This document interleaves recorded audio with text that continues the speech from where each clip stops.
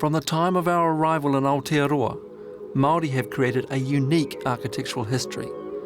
Our structures not only house people, but also our dreams, our fundamental needs, and our histories.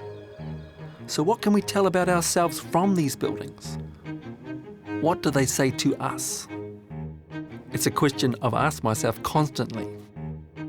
I'm Ro Hoskins, and as a director of an architectural practice, understanding the stories held within the walls of our buildings has been a lifelong obsession.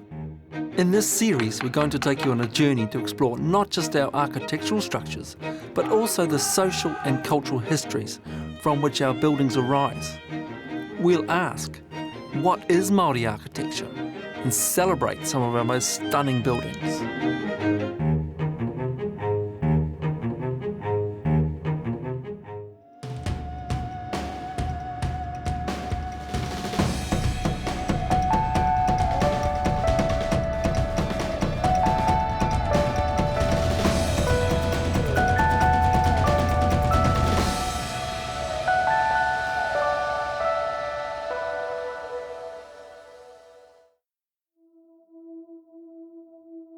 This is the new Awanuiarangi campus in Whakatane that I've been working on.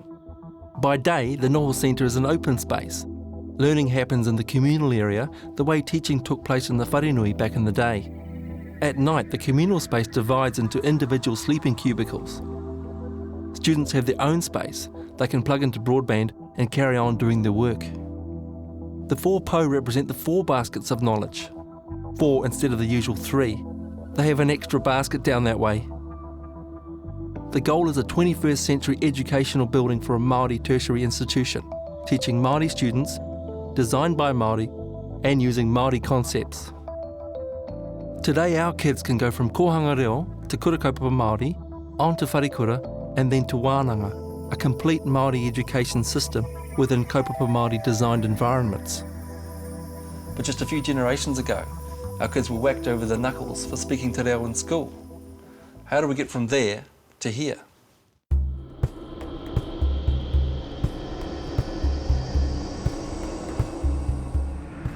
We're heading to Matakana Island in the Bay of Plenty, where Ngai Te Rangi have lived continuously for centuries. In 1867, the Native Schools Act decreed that English would be the only language used in the education of Māori children. For following generations growing up on Matakana Island, this legislation would have a lasting impact.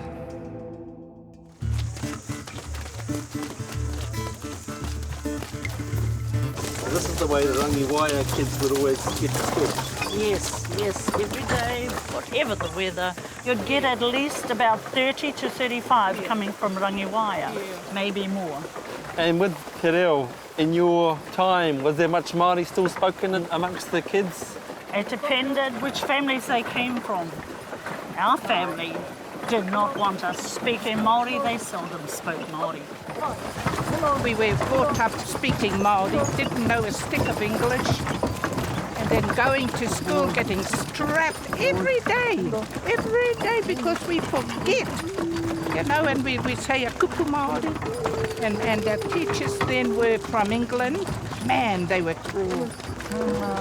And that was a sad time of our lives. And I actually vouched I would never teach my tamariki te reo. I did not want them going through what we went through, you know, but now I'm sorry. But I pick up on the mokos. So it's the mokos, but there's a lost generation.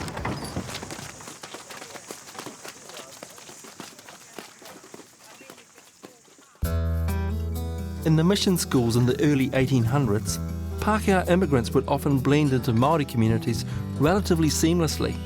Pākehā kids would learn and speak te reo alongside their Māori classmates. But in 1867, the Native School Act was passed into law, decreeing that English should be the only language used in the education of Māori children. And everything changed. The Native Schools Code stipulated that, as a rule, the government would appoint a married couple. The husband will act as a master of the school, the wife will be the sewing mistress. The master will be expected to teach the native children to read and write the English language and to speak it. He will further instruct them in the rudiments of arithmetic and geography and generally endeavour to give them such culture as may fit them to become good citizens. The aim of the teachers should be to dispense with the use of Māori as soon as possible. In 1896, to comply with the policy for establishing a native school, local elders here gifted 2 acres of land for the building. Te Kōtukutuku Schoolhouse was and still is important to the local community, not just because it was a local initiative, but because many of their kuia and kaumātua were educated in it.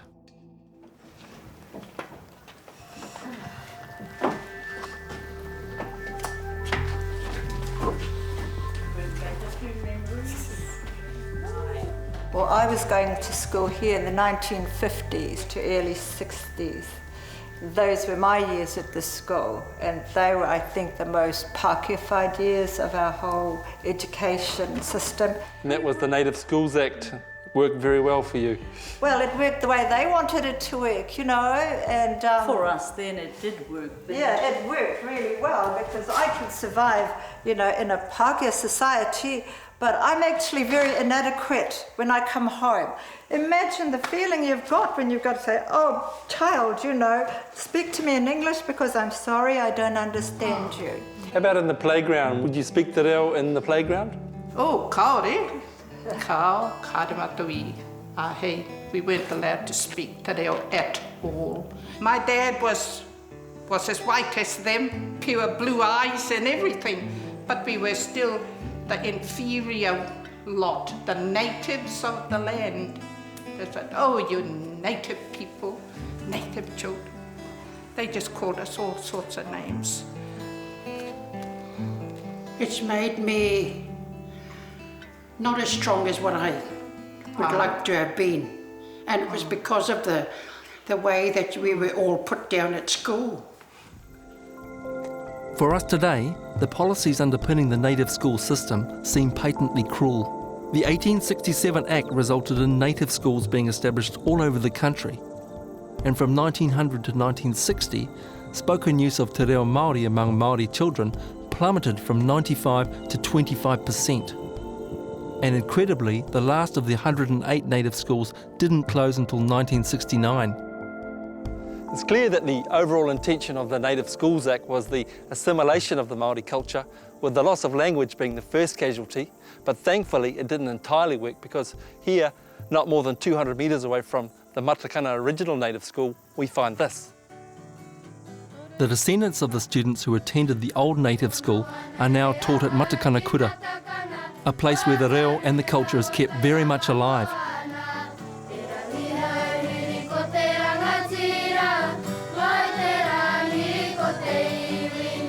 While the native school classroom at Matakana holds many sad memories for these ex-students, they know that what happened there is part of our history that should not be forgotten.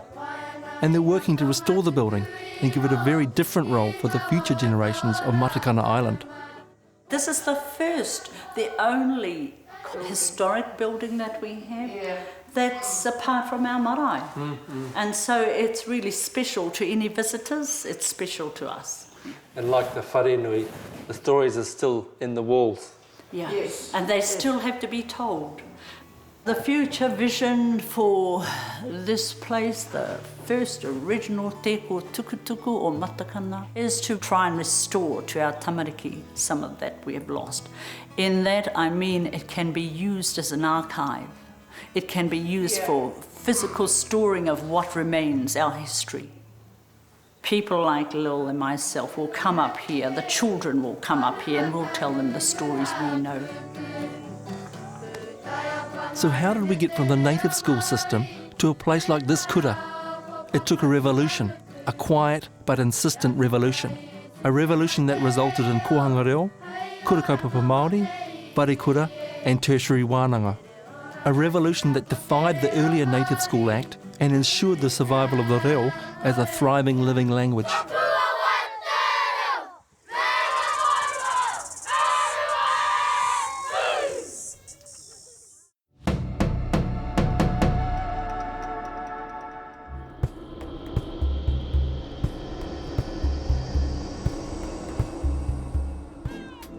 Otara South Auckland is for some a perceived poor and troubled part of the country.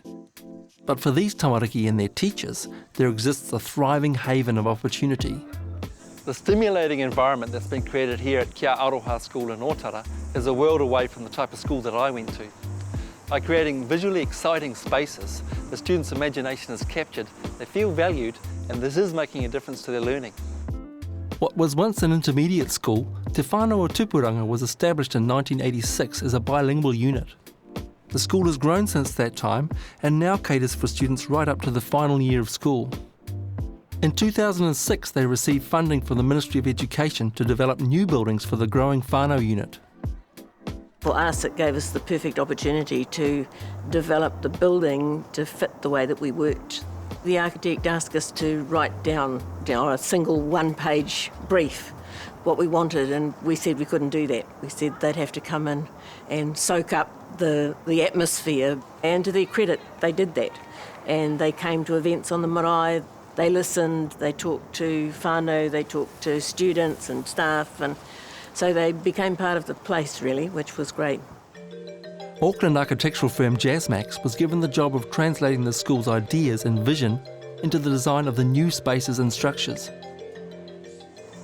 Through that workshopping, we also uncovered a lot of their themes. One of them is the key one that's here on the precast concrete in the back, which in a paraphrase is that if you plant the seed in the young and you nurture it, it will grow for future generations. And that for us was a really key item, that you want the kids to be engaged. So we looked at, together with the school, how we could make first spaces that encourage that learning. In this school, the teachers are the facilitators. They're not the ones who say, this is what you do. They are the teachers who mentor the children. So we wanted to create spaces that were able to mentor those children. Open plan learning, open plan teaching is a very strong feature of the entire campus.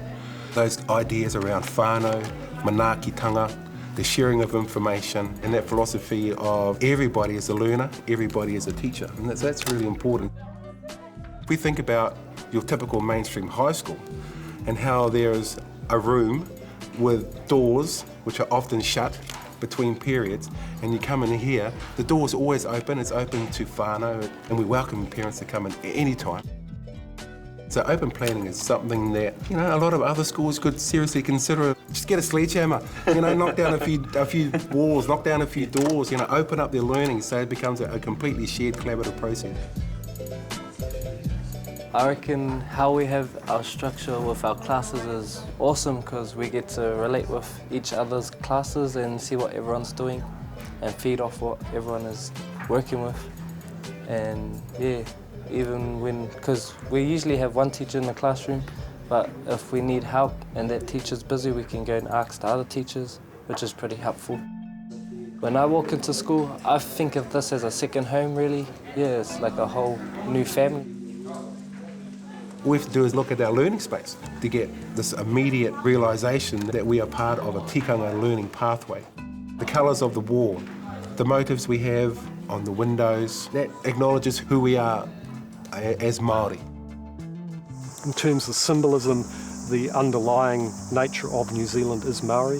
It seemed appropriate that the underlying iconography would be Māori in the school.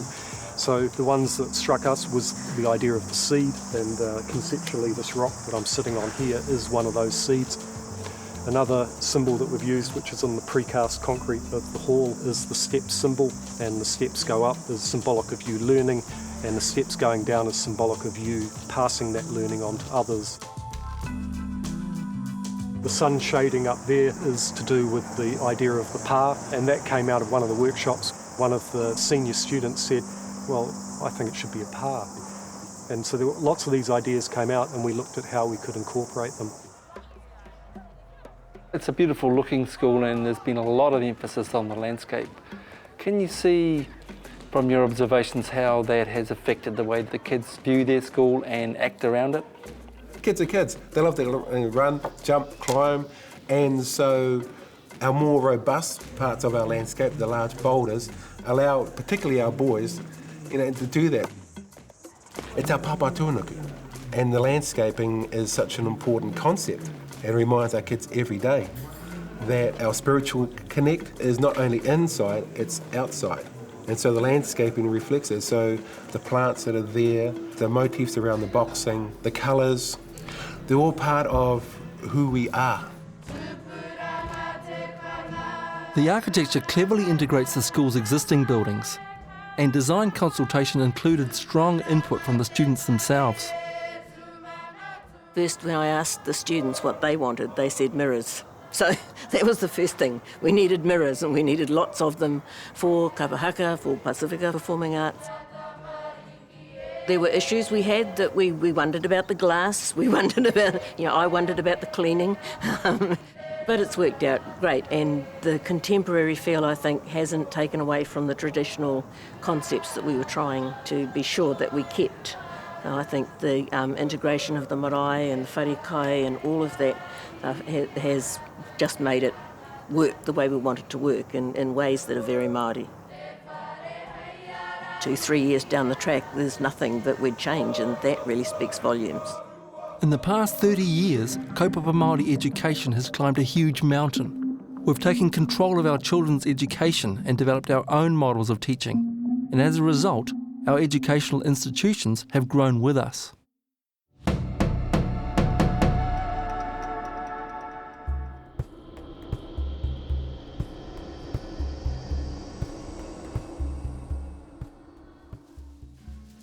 Mana Tamariki is an Architecture Award-winning kohanga reo and kura kaupapa Māori in Palmerston North.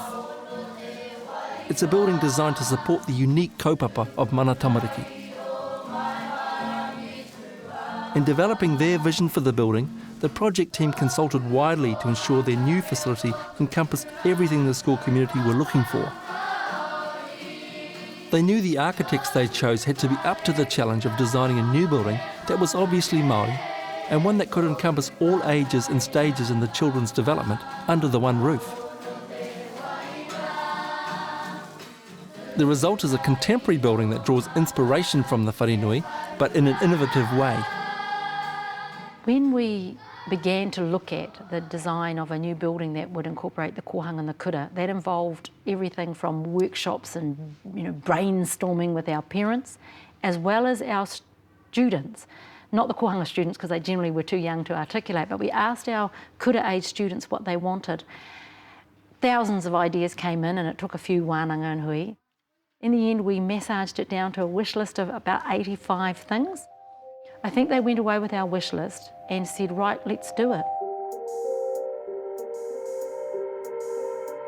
They were so clear about what it is who they were and what they were trying to achieve. And that was just fantastic for us, because we don't profess to know about the best way to create educational space. What we can do is listen to what they're wanting to achieve and then respond to that. Hugh and Ewan were actually the wild card. They were not at all what I think the ministry expected us to put on our little shortlist. But one of the things that attracted us to them was that they had built a Buddhist retreat and a rammed earth Cistercian monastery. And that told us that they could think out of the box. We were very confident, there was no question at all that these would be the people we could relate to. But we also knew they didn't have the skills to deal with that from a Māori cultural perspective. And we told the ministry that we would require a consultant to assist them and us in the process. And we recommended Bob Yonke because he was not only local and we knew him, he's got fantastic ideas and vision. Because the building is very un-Māori in terms of its shape, the roof line and its form, what we decided to do was to create a tomokanga. And the tomokanga allowed us to create that visual reference to the mahi of the wharenui.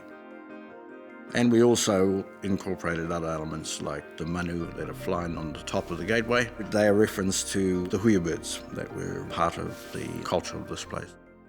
It's an example of a facility built for their specific Māori cultural and educational needs. The first thing that we conceived of was the roof, being this idea of a korowai, a cloak that embraces the tamariki. And so we came up with this idea of keeping a gable but flattening the top, so it's a softer embrace. We wanted the building to describe what it is. So you can see the columns, you can see the rafters, and you can see the tauhu, the two of them running through the building. so you can understand how the building's put together. The clear vision of the clients and the willingness of the architects and consultants to work together has resulted in a Māori educational environment that works for everyone, including the most important people of all, the children learning here. So you've got some pretty unique features here. What you've got here is, in the whole design of the building, we chose, because the kohanga is the senior part, it's the tuakana, so that this part of the building is actually higher to give it sort of more mana and esteem. We'd also asked for the opportunity for our kohanga age children to play at height, and our architects responded brilliantly when they understood the notion of kohanga reo being a language nest. They said literally, we can build you one of them. But it gave our children the opportunity not only to be elevated above us, they actually think we can't see. So they hide in there sometimes. I guess this is a pretty brave move. No walls between the classrooms. Indeed it was, and when the architects first designed it, they had drafted in walls. And we said, no, we're open plan. One of the exciting elements of the building, moving the babies through. And as we move up here, natural growth through the kohanga, the primary, and we move into what is the wharekura, the secondary area, so that they are really literally going to move through that front entrance out into the world as global citizens. And so that waharoa is part of them leaving as well, going out into the big world.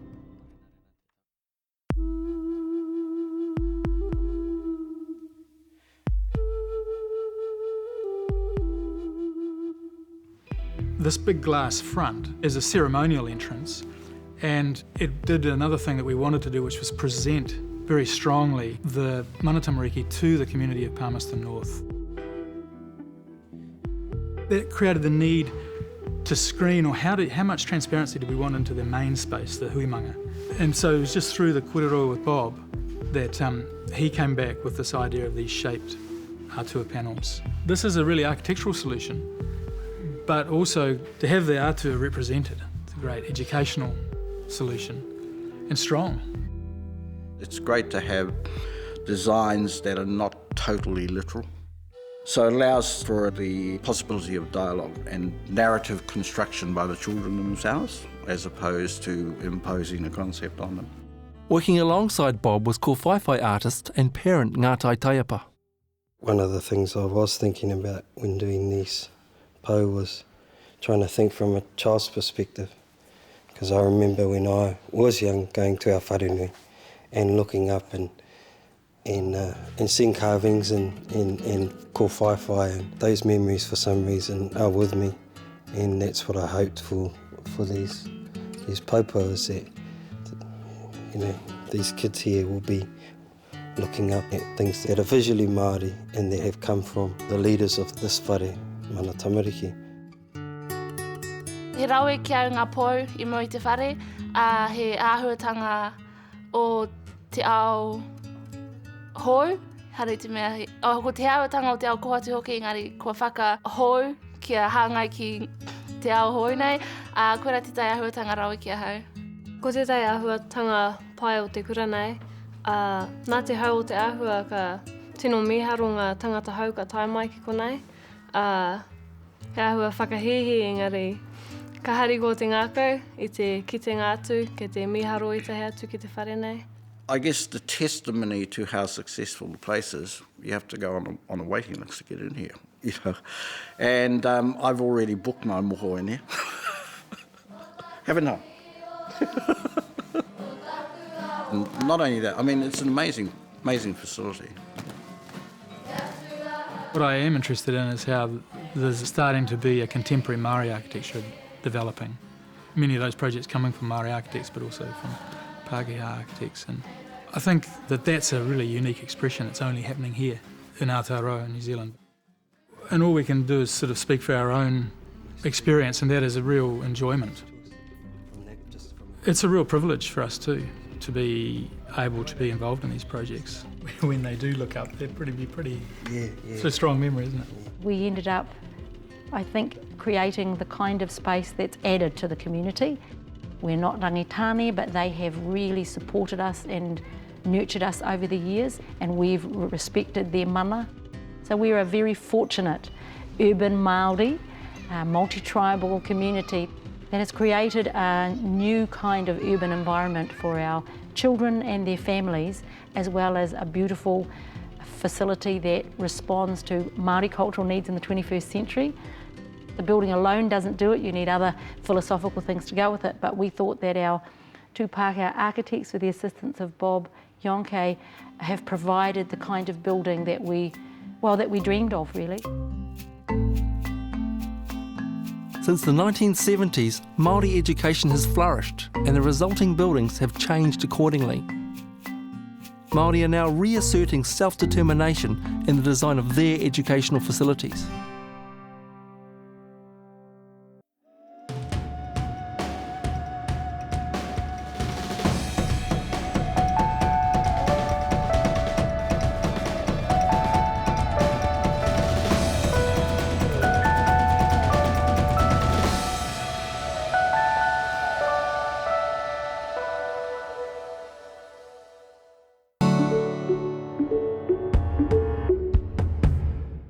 Supporting local content so you can see more of New Zealand on air.